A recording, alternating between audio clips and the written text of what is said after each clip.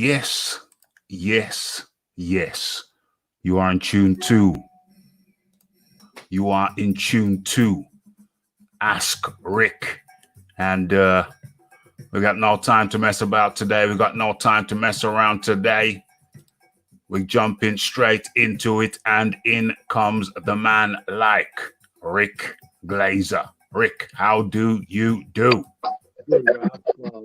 Glad I could be on again this week, of course, and enjoying my stay with you. Today could only be an hour. I've got to retire. My wife and I have a retirement party to go to this evening, and you know, I'm never late for anything. So got to be there on time. It starts at 6, and I got to be there at 6 at my time, which is 5 o'clock. I have to get off at 5 today, which is 1 hour. So let's get rolling right to it, Rob. Come on now, bring them on, Rob. Make it happen. Make it happen. We got no time. Got no time to mess about today. We're going straight into it. No messing around. But of course, we got to do the formalities. We have to put in the name of the show, and the name of the show is, as you well know by now, it's Ask Rick. And for anybody who's not been here before, this is where we're joined by none other than Rick Glaser, and we talk all things boxing, and it's a weekly show every week right here on Raphael Dawkins Combat Radio. We got Rick normally for 2 hours. Today it's 1 due to other commitments, and that's the way it goes, but we're still bringing it to you. We're still bringing it and bringing it. So without much further ado, let's get straight into it. Let me mute myself and bring Rick back in. You know, this show is 2 hours a week. I'm cutting it short for an hour. And she says, you're only going to give you an hour to talk. I said, well, it's because of the retirement party. I said, you know, honey, I think I want to start a show about sex. She goes, how come? I said, what I know about sex is the show will only be 10 minutes long a week. What the hell?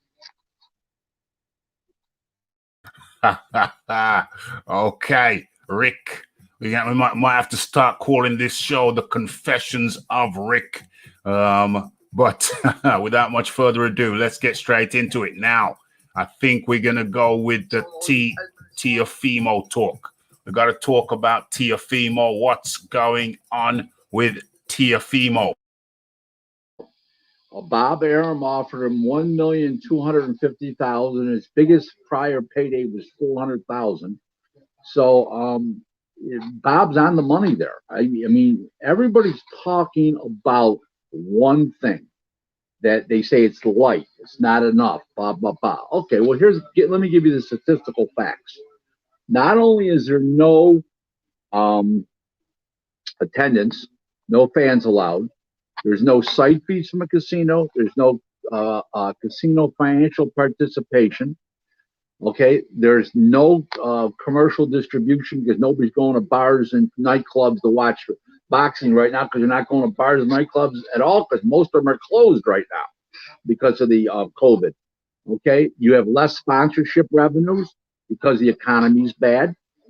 You have no merchandise sales because no fans are going to be there to buy any merchandise, and you're not going to sell any online because the economy's bad, and your foreign TV sales are going to be down because it's a worldwide economy, and we have a worldwide recession right now, basically speaking, and they don't have the sponsors to pay the premium dollars.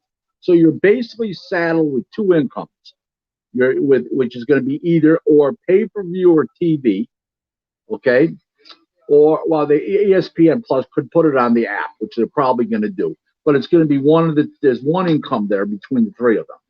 Then they're going to have some limited sponsorship money and some limited foreign TV money, but limited.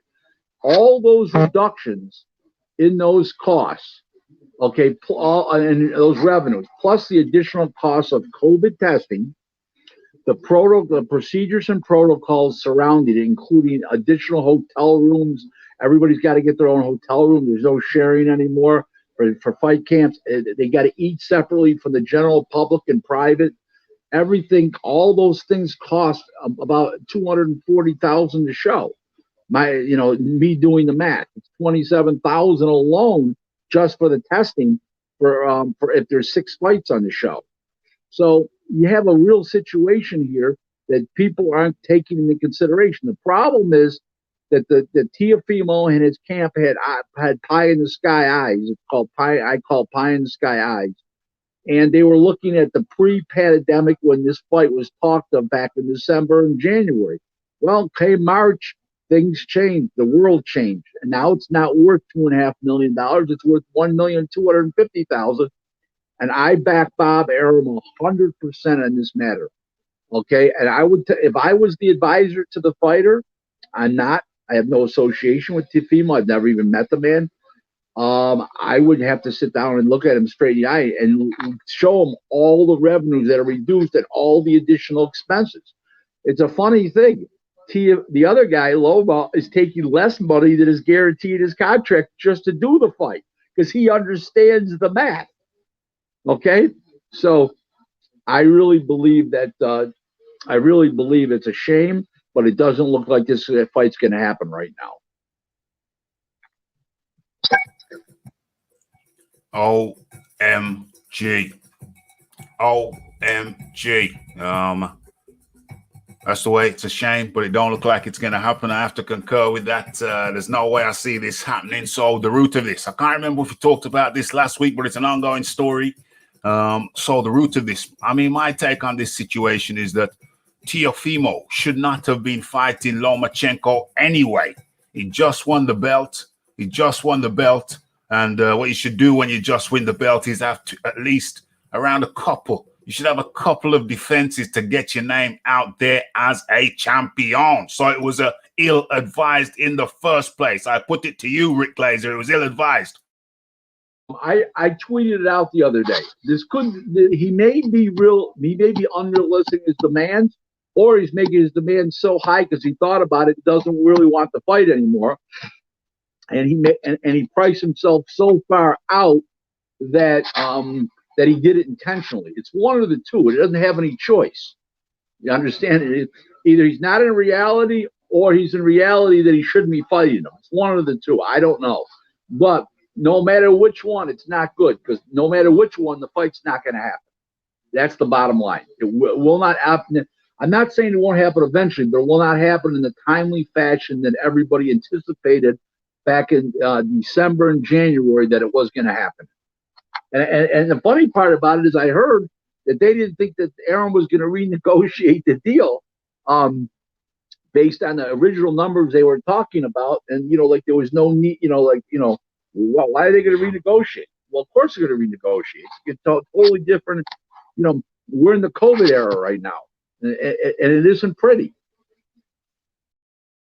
Okay. Yes. You are in tune to Boxing Talk with Raphie and Ask Rick. 9 p.m. UK time, 4 p.m. over there on the East Coast, and 1 p.m. on the West. Well, actually 5 past the hour. Well, which one am I doing? Am I going to go to? Yeah, I think I'm going to go to. The Paulie Malignaggi story. So let's get entering. Actually, let me pass over to Rick. Rick, your observations on the Paulie Malignaggi firing. I know that you guys are not good at announcing names other than Jones and Williams, Smith and Johnson over there, and Heaton and those kind of names. But over here in America, it's pronounced Malignaggi. So, on Paulie Malignaggi, what can you say? He wore out his existence after 8 years at Showtime. He's been an excellent announcer for them as far as his knowledge and being an analyst. But the things he said outside of the box, regularly putting down Wilder, basically calling him a bum. You can do that if you're self-employed like me. You can't do that if you're Paulie Malignaggi. working for Wilder's overall television guy, and then Heyman put him in, and Wilder's with Heyman, so it was pretty ugly. They blamed it on race, that he said some racial things that were out of line, insensitive. Let's see, whatever you want to call it, insensitive. But I don't. You know what? I think it was a nucleus of things over a period of time, and they were looking for an excuse to get rid of him. And I think that interview in the UK on a podcast back in April got him hung got him hung. It's over. I mean, people, you can't go keep defending the guy time in and time out, or letting him get away with the stuff he got away with. You just can't do that, And I can criticize at Wilder as much as I want, because I'm not relying on Showtime or Al Heyman to make a living. But in the meantime, he is, and adios he went, and it was his own doing. Now, he did have a contract, so he's not performing his services, but he does get paid. So it depends which way you look at it. Now he gets paid for doing nothing. So it depends which way you look at it. When his contract. You froze for the last sentence, Rick. You froze for the last sentence, so I'm gonna cut myself and bring you. I think after his contract actually ends, he'll end up with the Zone or somebody like that. He won't end up at ESPN. That I'll tell you. He might end up with the Zone. Well, he's already got a side gig. He's already got a side gig with Sky over here in the UK. So maybe he can get more time with Sky. Yeah, I don't think that Sky TV I don't think Sky will say anything about what he said, because they're not tied in with Wilder. That's my big thing. I think it was all the things he said about Wilder, and I think that they used the race thing as the scapegoat. So that's what I think. Well, apparently, sorry to interrupt, but apparently, I saw an article that said that there was a whole litany of issues surrounding Paulie Malignaggi, however you pronounce it, including while he was on duty for Showtime, spitting at a fan. So if you're working at McDonald's, Rick, and you decide that you don't like somebody says something you don't like, and you decide to do a little hawk, over to you. Yeah, pretty ugly. Let's leave it at that. The whole thing is ugly. Let's leave it at that. There was more to it than was reported in the press. It wasn't just a question of Wilder, or wasn't a question of race. It was a question of general overall poor behavior. So that's my take on it. Hold on a sec, Rick. What did you say, Rick? Overall indiscretions. Yes. And we're not here for a long time. We're here for a good time. So let's crack on with it, and let's get to a question from the chat. Remember, folks, the name of the show is Ask Rick. So get your questions in. We got 1 hour to blast this thing out. So straight away, let's get to one from the chat. And this is from the notorious Dixon Siders. And the question is, Rick, who was the hardest hitting boxer ever? Well, I'm gonna define it two different ways: overall pound for pound and heavyweights, separating the two. I would have to say, by what everybody says, Ernie Shavers as a heavyweight, because Foreman, Ali said he hit harder than Foreman, and I would think it was Ernie Shavers in the heavyweight division, and I would have to rank Julian Jackson right up there with the best of the heavyweights of the non-heavyweights. I would think Julian Jackson. Now I'm gonna preference that a little bit, because Julian Jackson never beat a top guy. He beat Terry Norris when he was a Tyro back in like '91. But not when Terry was at the top of his game. He was too inexperienced then. But he never knocked out a top guy. All second-rate guys. When he was in with the top guys, he got knocked out. Gerald McClellan twice. So I don't know, but it would seem to me, Julian Jackson. Now, today, the prior era here, Edwin Valerio probably was an equal, and I would say Inouye is equal today. So I would think those three guys, and I judge by two categories. Heavyweight gets one, and pound for pound gets the other ones. Okay. Okay. So yeah, that's a good way to split them up. Good way to split them up. The heavyweights and the pound for pound. I like it. And who's this? This is Andre back up in the building. Raphie and Rick, the dynamic duo. Absolutement. And Andre said, did you see F.A. Ajagba signed with Top Rank? I know that Andre left a question earlier. He wanted to talk about it. Was it some poaching? What's going on? Rick? Richard Schaefer couldn't do anything for couldn't do enough for him. Minimums in his contracts.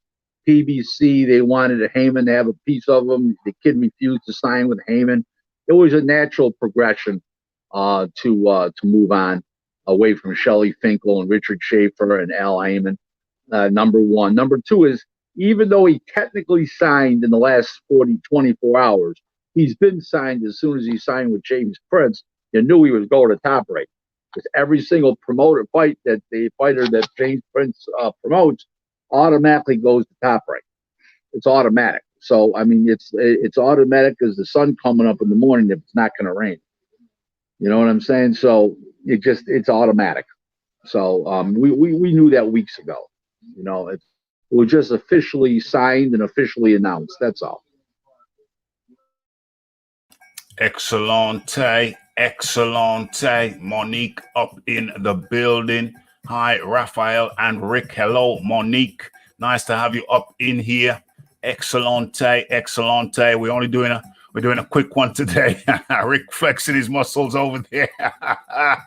Okay. So, oh, damn. I might as well get this one in before I forget it. It's an interesting one. Ken Buchanan, one of the best fighters ever out of the UK. If you don't know him, folks, go look him up.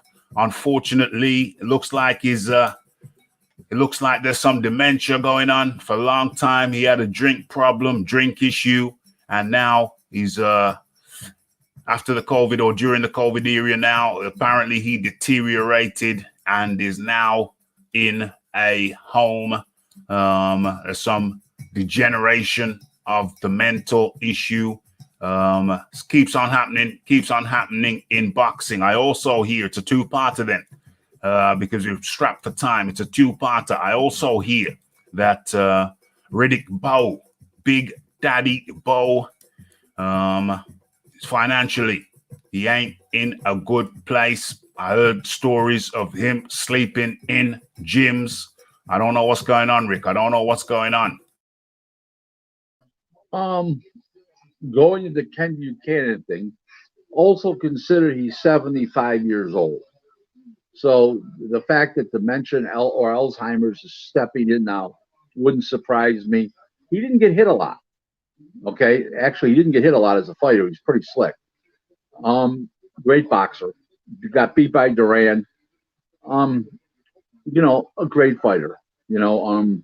Doesn't look promising, but he is 75 years old. He hasn't fought since the 70s. So you can't really blame that on boxing. That came out in recent years, and it happens. He's 75.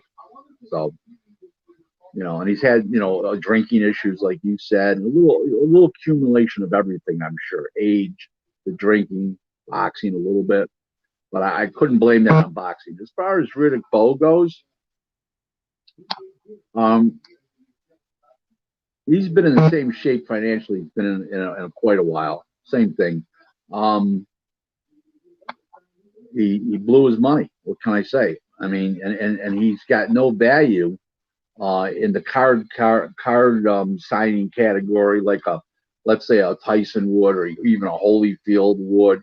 He doesn't have that kind of value, so he's in trouble, you know. And he's not like Michael Moore. Michael Moore is like a real classy guy and shakes hands, and he's very unassuming, even though he's well built. Still, he's not fat. Riddick Bowe's like a big slug, you know what I'm saying? And the appearance is not good. Where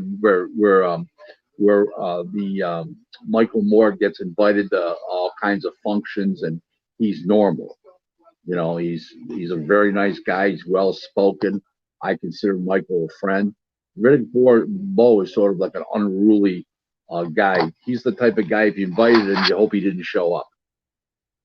So I think that. OMG.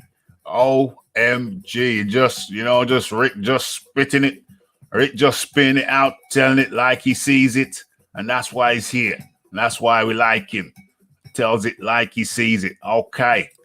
Didn't hear a word you just said, Rick. So let's get over to where are we?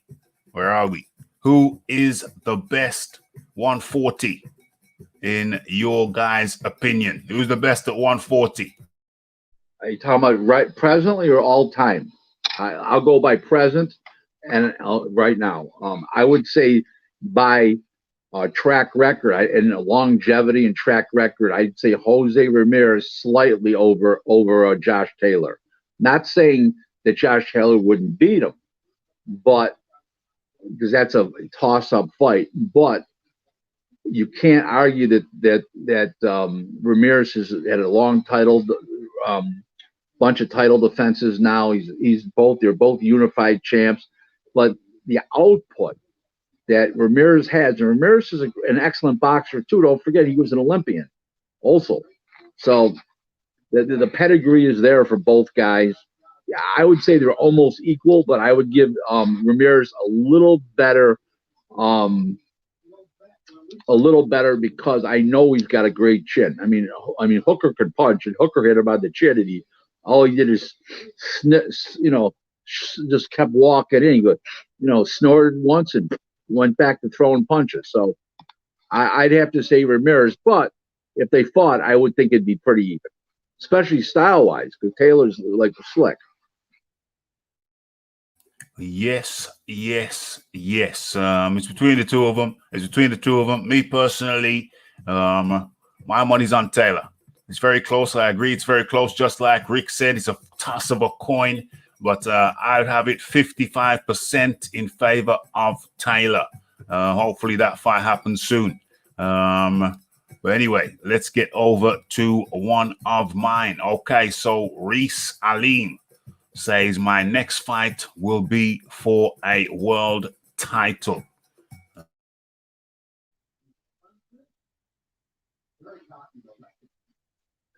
No, I don't see that. Oh, okay. That was short and concise. Nada, not happening. Don't think so. Okay, so one of mine, Leo Santa Cruz, says no one is giving me a shot to beat Gervonta Davis. What say you, Rick? I don't see Gervonta Davis making 130, and I think they're going to give him $1 million, 500,000 extra or something like that, and he won't. If it's like at 133, he won't have a prayer. If he gets down to 130, he might have a prayer, because the other guy, if he gets down to 130, won't have anything left in the tank. So get it, left in the tank. So I don't know. It depends it depends what Gervonta Davis shows up, how much he weighs. Yes. Which Gervonta? Can he get down to 130? A lot of people are doubting that. I doubt it myself. It's going to be an interesting thing. Anyway, why is he dropping down to 130 after he's gone up to 135? What's the logic behind that? Santa Cruz didn't want to fight him at 35, too big. and he wouldn't have a prayer at 35. So at 30, he's got a prayer because the other guys are tough to make the weight. The both titles are on the line, so I don't see Gervonta coming in at 130 pounds. I think it's a scam. I think he's going to weigh 33, 34, or 35 and say fuck it. OMG. OMG. Let's go to one of mine, then we'll come back to one in the chat. Get your questions in, folks. No time to tarry. Okay, so what we looking at here? Okay, this one made me laugh. Okay, so as you may have heard, as you may have seen on Instagram, Andy Ruiz is getting the training in, and it's going very well. It looks like he's trimmed down again. Manuel Char says, my promoter is to hold meetings with Andy Ruiz. Manuel Char versus Andy Ruiz. Rick Glaser.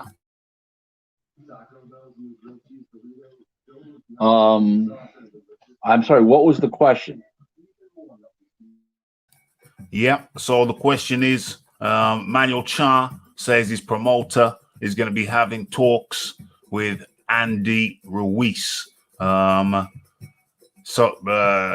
got some kind of Ruiz. Char's got some kind of WBA, one of those secondary belts, and that will be on the line. Over to you, Rick Glaser. What say you?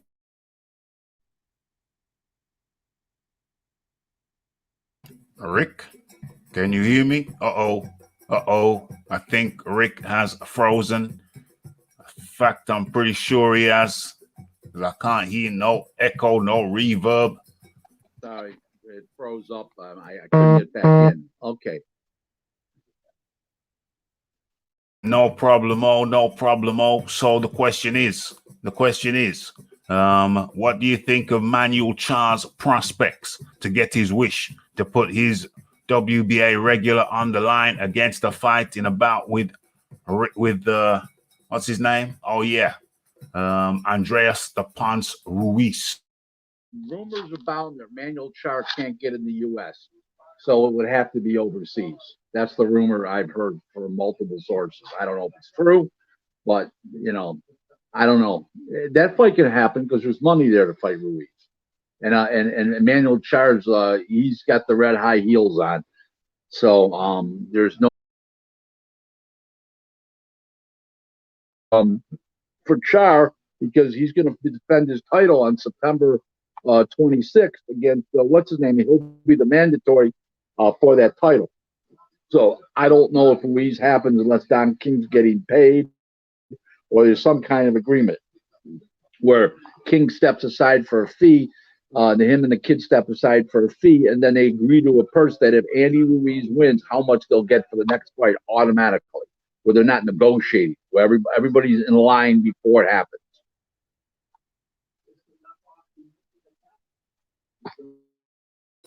Yes. Okay, so it's possible that fight could happen. It's not the craziest idea. So let's go to the next. Any news on Regis Prograis' next opponent? No, I have heard. Opponent. No, I have heard nothing at all.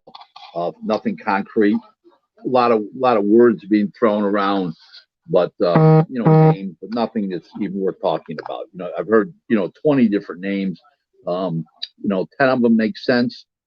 10 don't make sense. Who knows who's even going to promote his next fight? Nobody knows too much right now. Yeah, still in the dark on that one. Who's going to promote it? Who's going to be his promoter? We don't. The water's very muddy over there. The water's very, very muddy. So which one we looking at?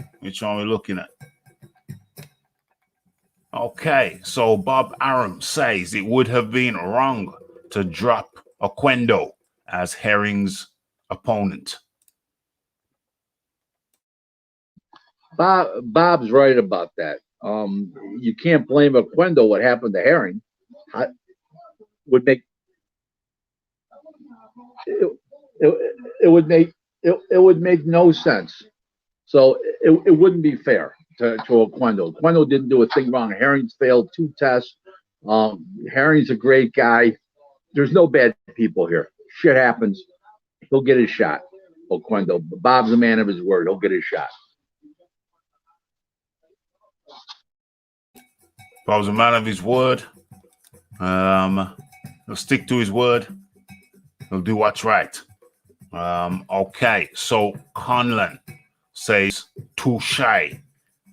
Excuse the pronunciation. Will be a tough fight, but I do believe I will stop him. I missed what you said. I'm sorry. Conlon said Touche will be a tough fight, but Allan can fight. I don't know who he's stopping, but he can fight. You know, and anything can happen. He's left-handed. He's a good little fighter. He's strong. He's in great shape. And there's no negativities attached to him. Between MTK and Top Rank, and then MTK as his manager, you know, great combination. Got good people behind him, great people behind him. It's all ready to go. You know, it's I think he'll win a world title myself.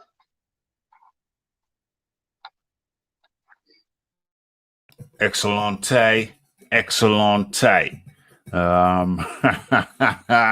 What does this one say? Uncle Burnt Apostrophe is up in the building, and he says, do you think Bricktop, I think he's referring to Frank Warren, do you think Bricktop's proposal is bullish? If you haven't heard his proposal, Bricktop is talking about I know all about the proposal. I think it's a great idea for UK boxing, and I don't for world boxing in reality, because it would be a lot of evenly matched fights, and I think it's something that they can do with all those fighters that they have in the same weight classes at the same time in their careers. They could do 6 shows out of all those fights, maybe 8 shows. They could almost do a show a month for a year. Okay, including guys that are 6-round fighters and 8-round fighters fight each other. They could go for a year, once a month. I mean, it's great for boxing. It doesn't get any better than that. So, and I think what they should do is they should have 1 show every other month on BT, okay, and then 1 show on the Sky, and go from there. I think there's no negativity there.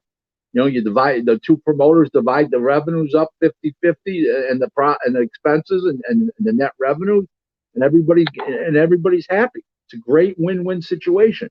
The problem is Frank Warren's a much better boxing guy than Eddie, and Eddie will think he's getting outsmarted because he knows that Frank's a legendary boxing guy, like a Mickey Duff type guy, where Hearn's more or less, let's throw shit against the wall and hopefully it sticks.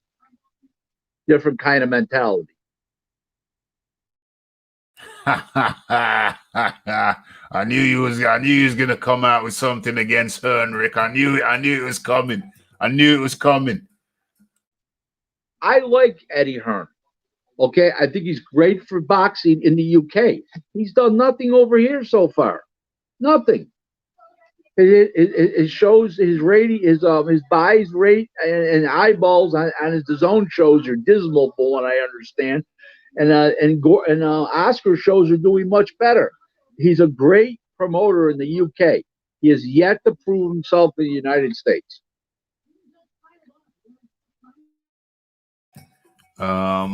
Yeah, get questions in, folks. We're not here for a long time. We're here for a good time. We got 1 hour of Rick today, and that time is coming up shortly.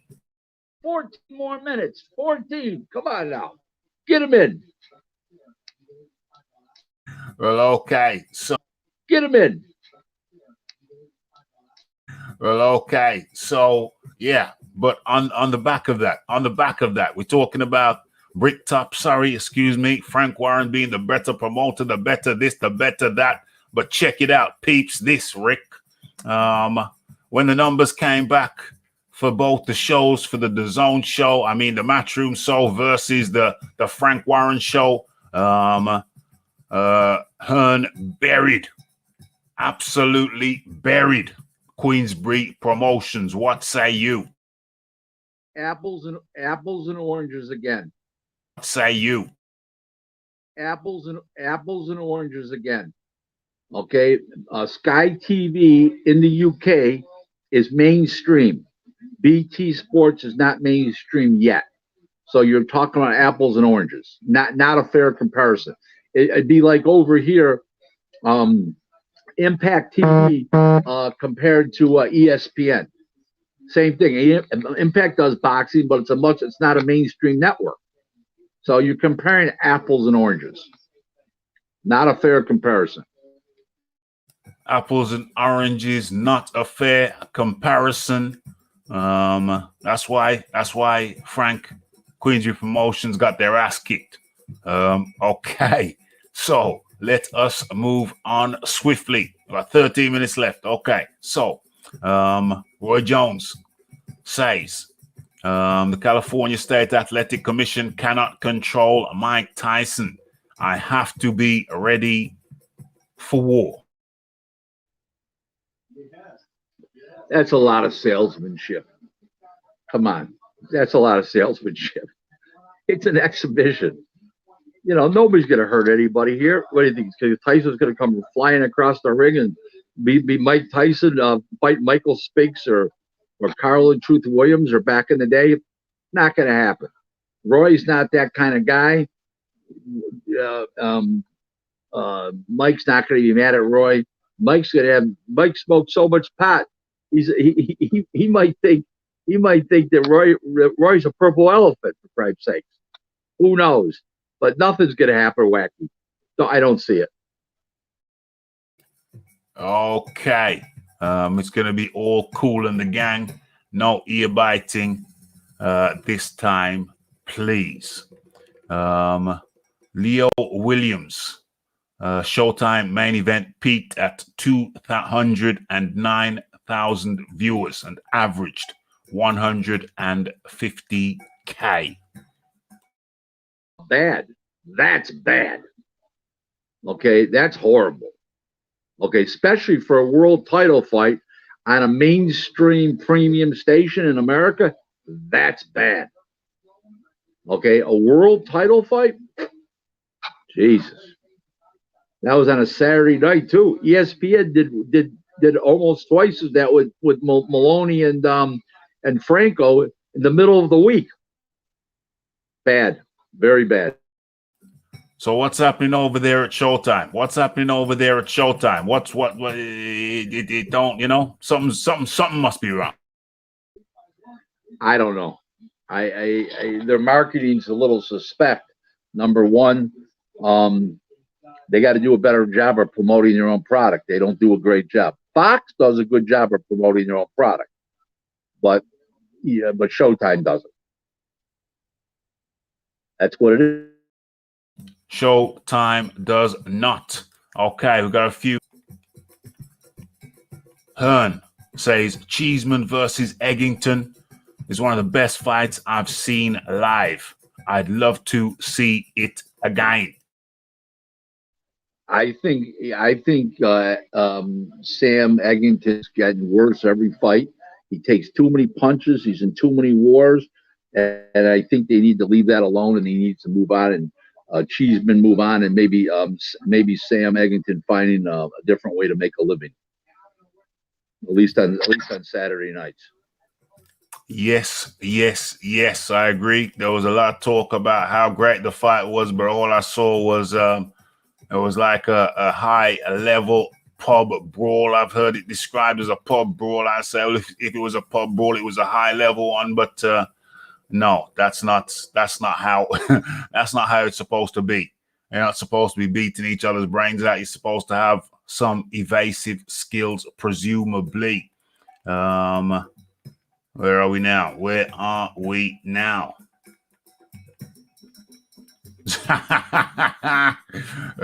Anthony Joshua says, I told Fury, if we get the fight together, don't worry about Usyk.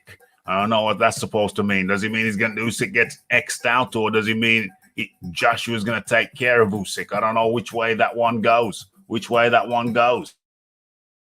Eddie be responsible for that because it's Usak's fighter. So, yeah, if they got all 4 belts on the line, I think the fight's going to happen. Usak's going to be pacified.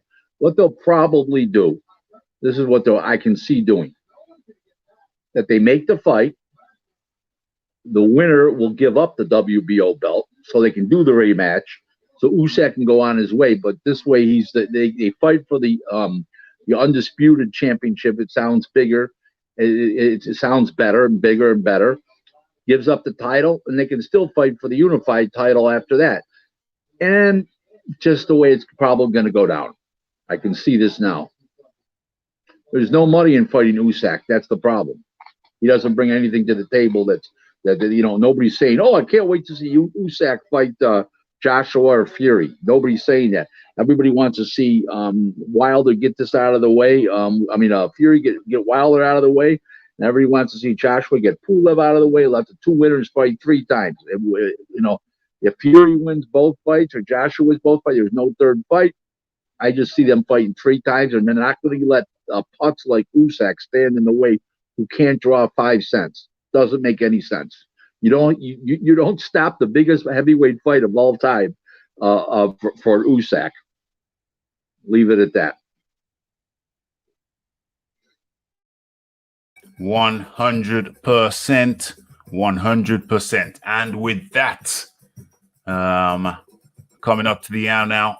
And with that, we have to say thank you to Rick Glaser, shooting off to an appointment. Anybody who didn't come in here early, it's your fault. You'll have to catch the replay. Rick Glaser. Oh, I'd have to say, all of Rick Glaser's details can be found beneath in the description box. And it's been a good one. It's been a fast one, but Rick Glaser, much appreciation to you.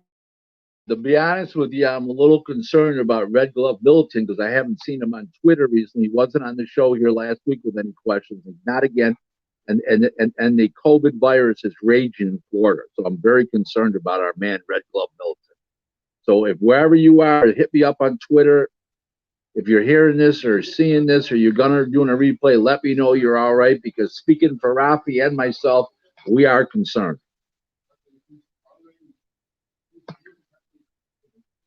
We are very concerned. We are very concerned. Red Glove Militant, wiggle your toes. Okay, Rick, so it's been week 17, and I don't think we've missed a week yet.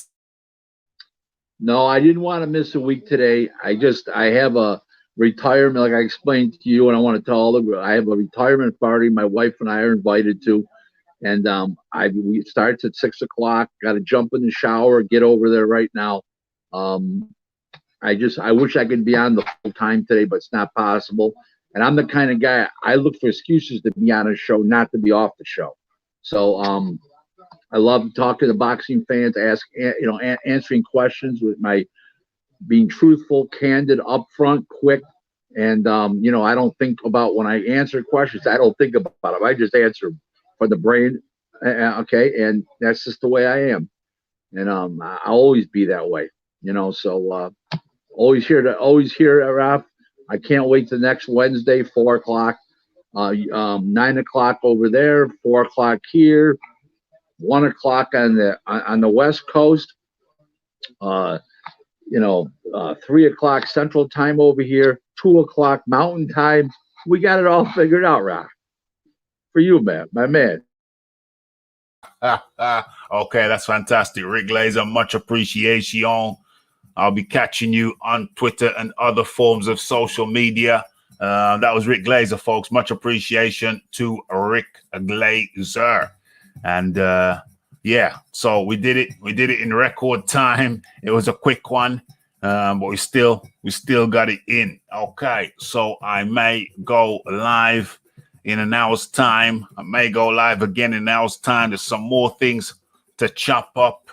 And so what else is there for me to say other than much appreciation to Rick Glaser?